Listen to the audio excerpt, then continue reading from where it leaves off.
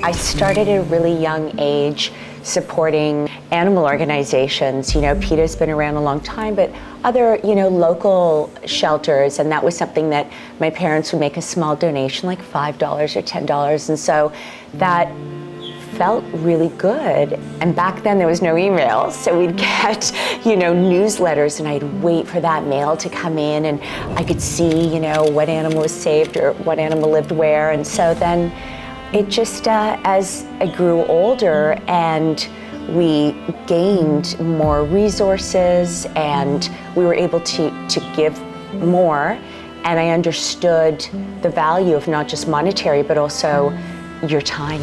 Even when I first met Sylvia, I would say, you don't have to do this. I mean, we'll write a check. That's what they need. They need money. And Sylvia said, no, I need to understand. I need to understand where the money's going.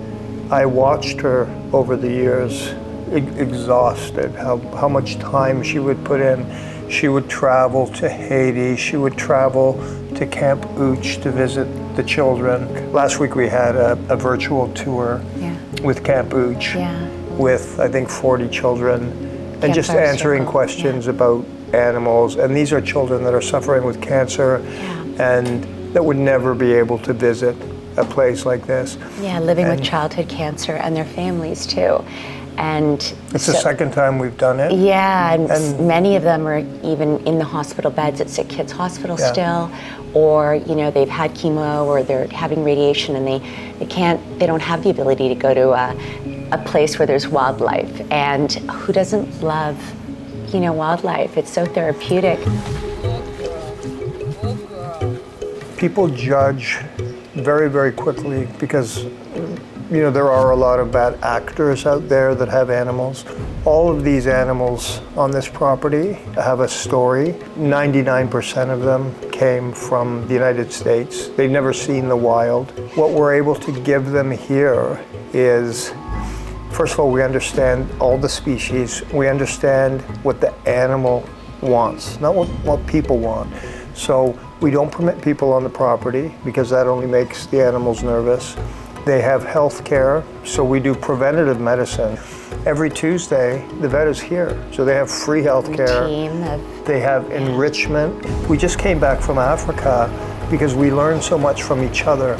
We have so many people in conservation in Africa, Kenya, and I think a really, really important part of that is sharing data, because that's how across the world we can learn about human-wildlife conflict. And, you know, that's just not in Africa. That is in India. It's in multiple continents and multiple countries, because the population is increasing. It's just doubling, and when the population increases, they need land to build and to move.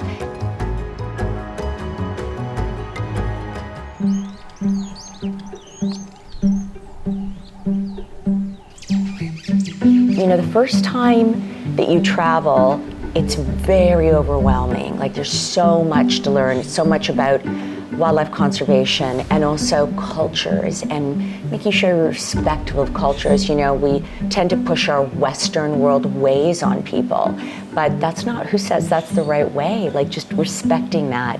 And so the first time you're just really processing, and then you want to go back. Then you start to develop these relationships and trust.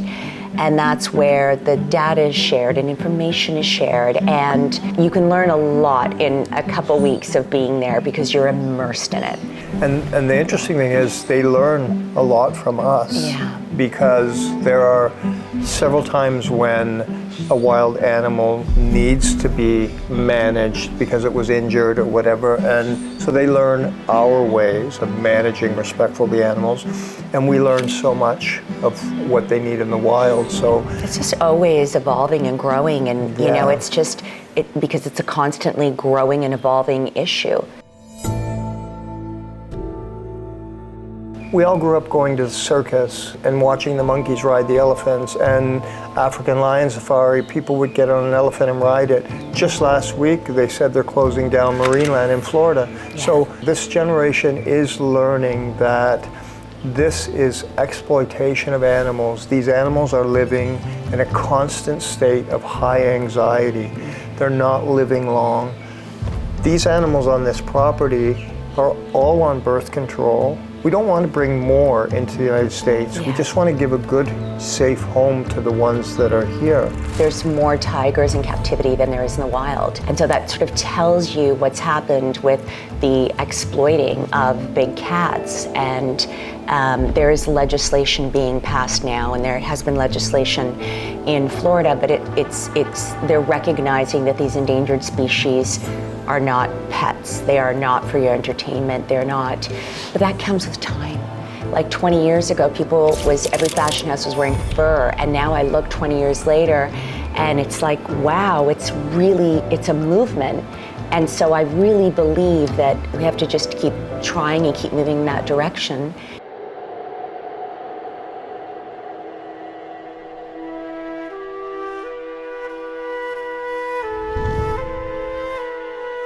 So people are starting to learn, if you see a roadside zoo, and there's lots of them, report it. I mean, there's enough people now trying to end this that if you go to a zoological gardens, and they are extremely necessary if they're properly done because it helps with education, but if you see something that just doesn't seem right, you see an animal that's pacing and uncomfortable, report it, because there are people taking steps now, and it will force the zoo to close that habitat or to improve it for the animal.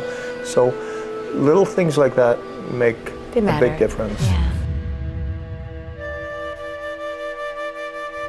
There's different species of leopards. For example, the Amur leopard, where it's located, which is between China and Russia, it's a very, very harsh climate.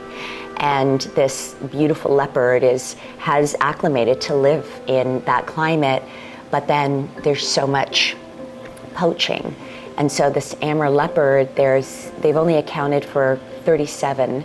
So they set up cameras in different places because it's a very harsh climate, so you can't physically be there counting them, but there are cameras set up, and so every time there's another sighting, and they're very distinctive the way they look, different spots or different shape of the face, and so they know if this is the same leopard or another leopard, and we're very fortunate to be working with government bodies in the United States to procreate the species. So her name is Jasmine. She's been with us since she was quite young, like probably 6 months old. She's now almost 7.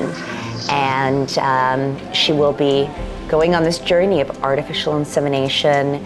And I know it sounds really strange, but the thing is that's the whole purpose of conservation.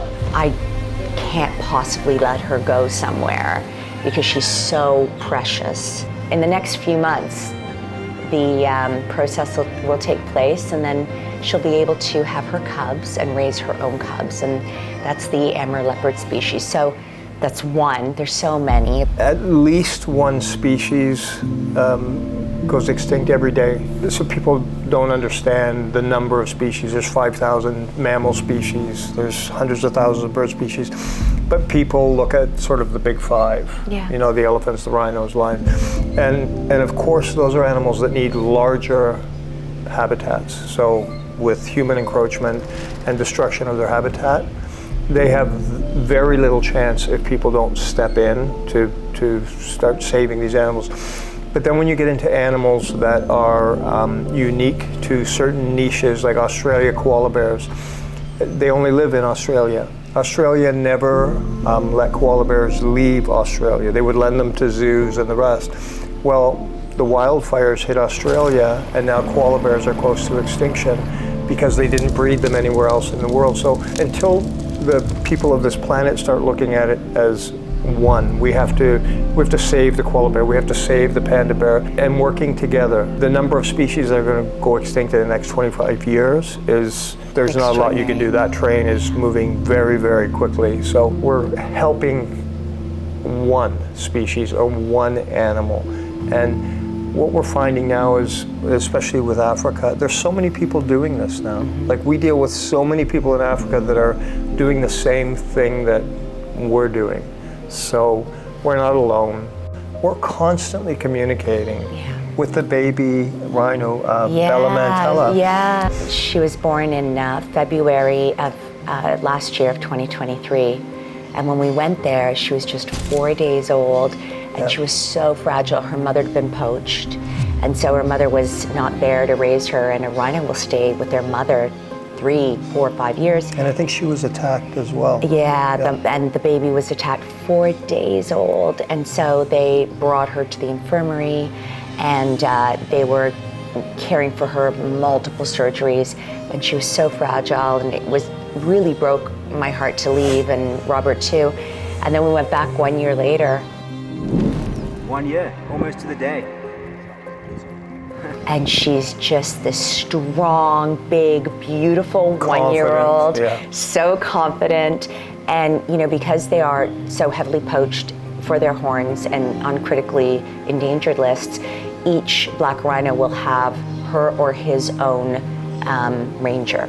So she looked great, and she was, so she's just over a year old, and you know, we always want to help if we can, and what can we do? And you know, they shared that her medical expenses was so costly, and there's only so much in budgets, and they shared with us, and we said, you know, we can help you with that. And so we made sure that her medical costs were covered, and they were so grateful, and said, well, would you like to name her? Because she's strong now. We didn't want to name her because she was so fragile. And we did. Her name's Bella Mantella. Bella Mantella. Now we're gonna, you know, watch her and be like physically, emotionally invested in her. What would you tell that version of yourself back in 2014 that you've learned over the years? I think very important is do your due diligence. So if you're coming into relationships or partnerships with other organizations that are in the United States, very important to do your due diligence. And of course, we do that, we look after that, but even the access to information for us 14 years ago versus the access now. But we had to build that trust, and we had to build out that reputation. Eyes wide open, because you just can't always just believe everything you see. And I think an example of that is the cub petting, and now that has been, you know, outlawed. But if people don't speak up or share information, then how is that person in the other country going to know, or in the other state? So it's okay to do that, you know, it's respectfully and peacefully. I think that's a really, really important part of it. What is your definition of La Dolce Vita? Family, good health. You know, I just went through a very difficult health struggle, and I definitely came out of it with enormous gratitude for what you think are the simplest things, like using your legs and walking. And I'm far more compassionate towards, you know, people who have disabilities. And not that I wasn't, but now I really understand on a different level. And so health is just the greatest gift, good health, and healthy kids. We're best friends. I mean, Sylvia and I was saying earlier, we have our routine, but we think differently, but we have a love respect that we listen to each other, so we really are good bouncing boards for each other. We both obviously have this passion. Sylvia is really the nurturer, because a lot of times we get baby animals that have been neglected or that need, and Sylvia's, for 2 years, will hold that animal until it's ready to be released outside. So it's a great partnership. We wake up every morning here, and life is good.